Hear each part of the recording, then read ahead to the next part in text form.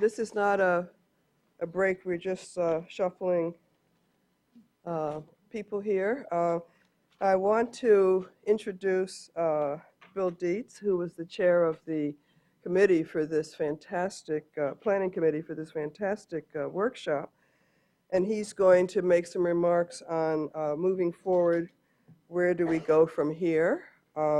He's listed as retired from the Centers for Disease Control and Prevention. That is not true.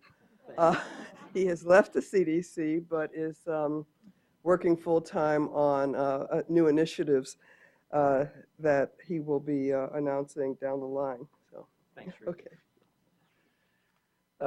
Well, this has been a really great day, and I'm so appreciative to the Planning Committee for the assistance that they gave in organizing this. But I also want to acknowledge the staff who have worked tirelessly behind the scenes. I mean, the Planning Committee met maybe a total of 3 hours by phone, but it was really the staff who made this happen. And so let me just acknowledge, and I hope they're still all in the room, Lynn Parker, Emily Miller, Heather Briner, Allison Berger, and Sarah Siegel. Thank you. Now, I've been given the intimidating task of trying to summarize the day and where we go from here. And this was a moving target as the day went on, and I hope I can find my way through my notes. But I wanted to break my responses and comments into 3 categories about what is marketed, how it's marketed, and to whom, and what to do about it. So beginning with what is marketed, we haven't had an extensive discussion of this, and the CFBAI is probably the best example, but I wanted to remind people that the recommendations from the interagency work group were 2. The first principle was that a food marketed to children had to contain a meaningful amount of a food recommended by the dietary guidelines. The debate has shifted to principle 2, which was the criteria related to sodium, saturated fat, trans fat, and sugar that attended those criteria. But I would contend that we still have a long way to go with respect to food marketed to children to meet that first principle. A meaningful amount, as we defined it in the easiest way to understand it, is that it's 50% by weight of a serving. And as I said, I think there's still a long way to go. Now, that said, it's clear that CFBAI has moved substantially from where they were. But I think the Disney example illustrates, and certainly the IWG example, illustrates how much room is still left. And one of the interesting characteristics of all this movement is that I think that we are beginning to see the emergence of these more standard criteria across a variety of initiatives for what constitutes a healthier product. I'm not sure that I think we can argue a lot about what constitutes a healthy product, but I think that what CFBAI has done is to move towards healthier products. Disney has moved even further towards healthier products. And the Walmart Great For You, I think, is in that same category. Again, a criteria that moved beyond CFBAI. And I believe that these efforts are going to continue to drive the reformulation of foods. And one additional initiative that I just mentioned, because it was mentioned earlier today, was the procurement policy that we initiated first at CDC and then extended to HHS and is now spreading across the federal government as establishing criteria for the foods that are sold in government cafeterias and vending machines. Now, I think the challenge around this, and I guess a fair question is converging where? Where are these initiatives converging? A fair question is, how do we sustain this movement? How do we continue to move the food industry forward? And the other point to be made about the whole IWG issue was that the IWG ran up not just against the food industry, but against the fat industry. And Steve Gortmaker, an old colleague and friend, has defined the fat industry as the food advertising and television industry, or maybe it's the FAM industry with the media. But But those are formidable opponents, and I think we have to recognize that response, which was as vitriolic in my experience as it could be, had a very deleterious effect, and that was to increase the polarization around this issue. And I'll come back to that because I think that the absence of trust between industry and government was really highlighted by that, despite the fact that the IWG recommendations were entirely voluntary. I think that polarization has served to enhance the mistrust, not only of industry, but also of government. And as I said, I'll come back to that. How things are marketed and to whom was the disturbing focus of this morning's session. And it really is overwhelming how immersed our children are in media, digital, viral, co-creation, mobile marketing. And that I think that that the debate was nicely highlighted by David Britt's question about what this audience should be, and I think there's still an important and productive discussion to be had. And I would remind you that the VERB campaign conducted by the CDC focused on 9 to 13-year-olds because that's a segment of the population which is still has the capacity to change behavior in response to positive messages. And VERB was a campaign, a physical activity campaign for those who are less familiar with it. And I think that something similar was in evidence in the experience around tobacco use and probably also around alcohol, although I'm not sure the earliest age at which kids become aware of alcohol, although I do have a sense of that, and I'll come back to that as well. But I think that deserves serious consideration, that we need to think about the audience in terms of their developmental stage, not in terms of a chronologic age. And I think that we need to be talk to some experts about that. Now, finally, I spent a good part of the day thinking about what all of this has to teach us about what we can do.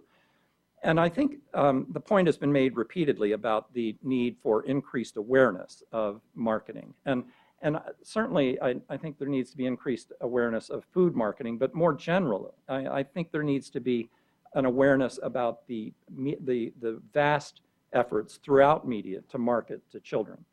And we may have a better chance of developing allies by taking a broader perspective that encompasses food but is not limited to food marketing. And I think that Moms Rising and Saludable are good examples of where we need to begin, because that awareness needs to be linked with strategies for how to change. What has become a minor point in my mind, but I'll mention it nonetheless, was Ellen started off by talking about the number of ads that children are exposed to on television, greater than 10 ads a day for the 2 to 5-year-old age range. And I think we've done ourselves a misservice because and I'm part of this because I've focused on the impact of television viewing on childhood obesity all the way along. I think we need to reframe that. It's not television that's an issue, it's the ads on television that are the issue. And we need another name for the impact of television viewing on obesity to really alert parents that it's the ads, because I suspect there's a lot more agreement between parents and advocates related to the effect of advertising than there is about television time, because parents see television as an important support when they're fixing dinner, when they need to distract their children. And I think we're in agreement that it's not television. But we have to remember that television is designed to carry kids to the ads. That's the real purpose of the programming directed at children. This whole notion of how we think about this, whether it's about food or whether it's about the media and commercialization of childhood, is the need for allies. The example that I used years ago and is just as relevant today is that 6-year-old children, I think it was 6 or 8-year-old children, Catherine remembers these data as well, could name more beers than presidents. This is particularly pertinent in this electoral season because, and there was another study that was done years ago that showed that the information that people understood about politicians had gone on evening news from these lengthy quotes, 30, 45-second quotes, to about 5 to 10 seconds. And I think that reflects the way the media and the vast array of messages directed at children has begun to shape our political discourse. And it comes back to making this the whole issue about media and children much broader than the impact of television advertising for food on children. That we need to think about how to move from literature literacy to media literacy. And as a discussion that Celeste Clark and I had today, media literacy and others in the room, media literacy is not something that is taught in schools. So we have a whole generation of children who are subject to a force that they don't understand and that they're not taught how to think critically about the information that they're perceiving. So I think that's for me, that's one of the important takeaways. The second is that I think that with respect to a lot of these issues around food and the media, that our history has been group pressure. There's not been a grassroots initiative around this issue of children's exposure to media. And if we want to create that, I think we have to rely on groups like Moms Rising or like Saludable at the community level. And in order to do that, I think we need to identify champions to move this issue forward. And I'm not sure who those champions are yet, but if we're going to be successful, I think we need to find them and activate them. I mentioned earlier this whole notion of mistrust of government and industry,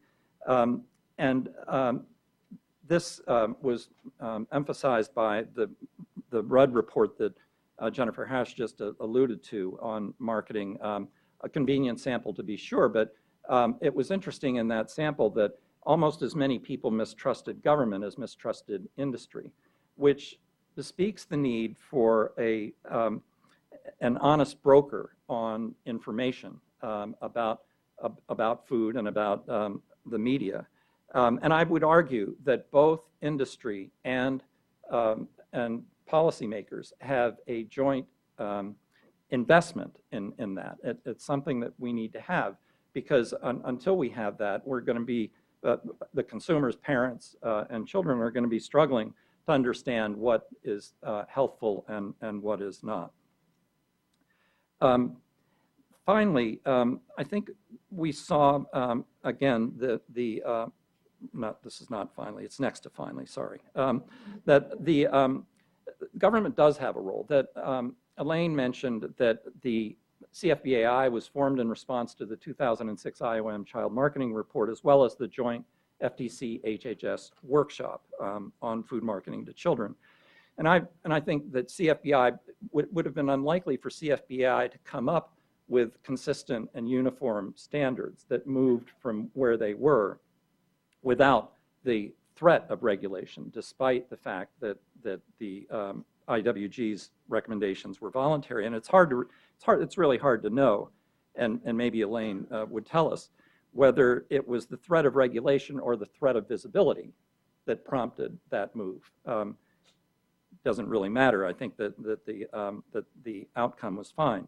But as we think about the role of government and the role of regulation, I think we have to recognize that that the divisiveness that exists on the Hill, and who knows what will follow tomorrow's election, and maybe we'll know by next Friday, that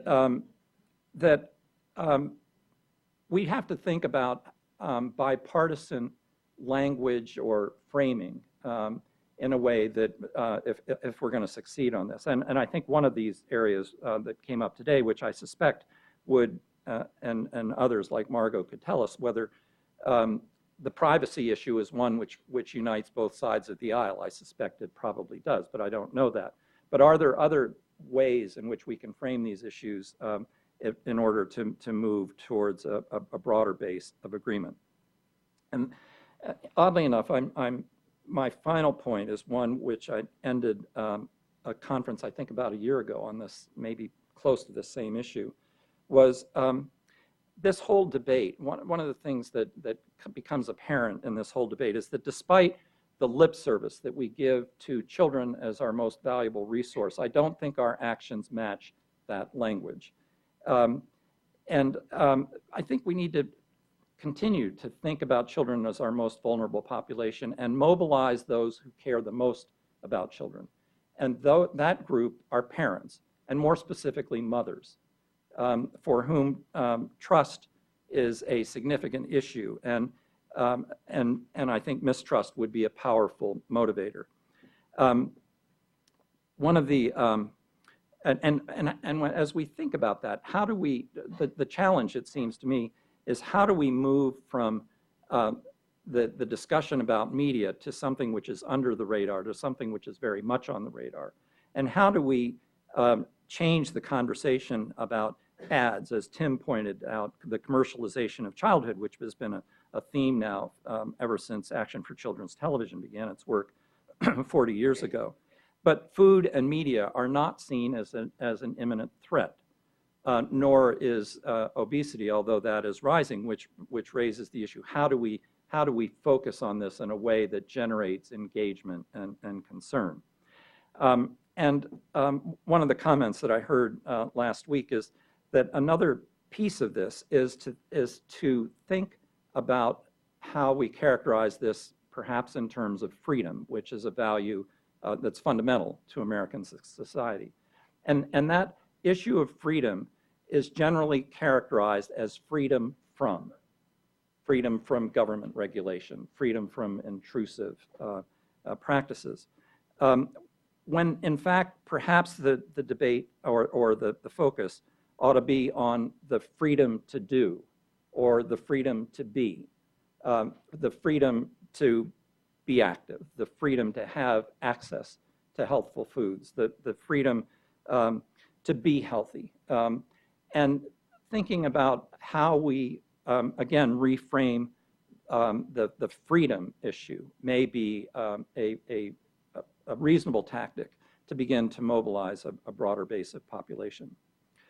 So that is the end of my comments. We have about 10 minutes left for open discussion, and I think I'm certainly happy to answer questions, and I think those panelists and moderators who are left would be in the same position. So thank you.